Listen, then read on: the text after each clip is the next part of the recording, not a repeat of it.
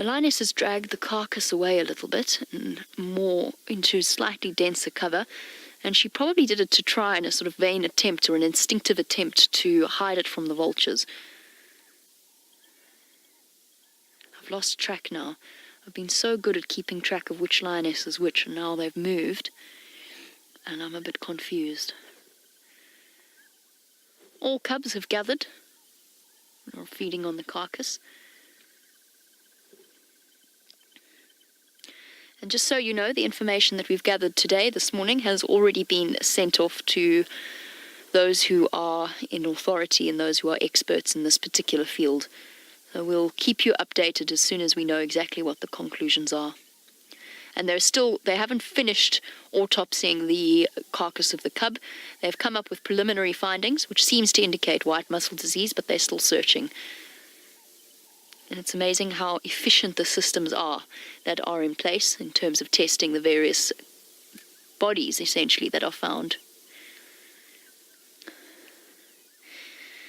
Brian, on that subject, you want to know if we know how long it will take for this disease to run its course? Not a clue. Honestly, really, truly, I have no idea. And there's very little research that will actually give us a proper indication as to how it's going to work and what exactly is going to happen. Because, of course, most of the research is conducted on livestock. And wild lions are a completely different ballgame. So I don't know the answer to that. Again, as we said, it's preliminary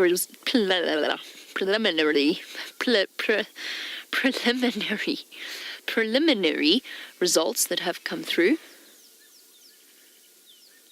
So we don't know with absolute certainty exactly what is going on here.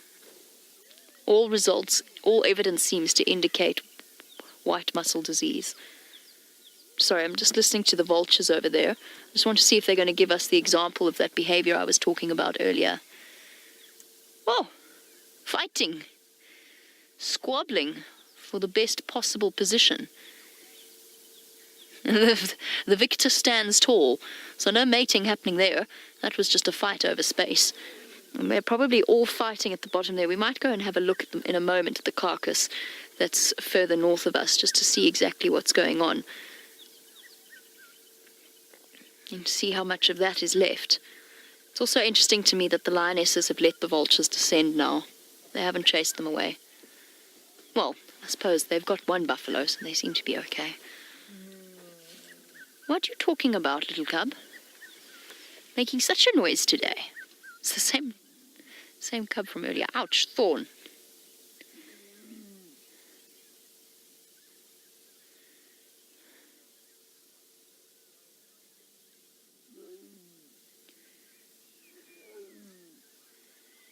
Very vocal today.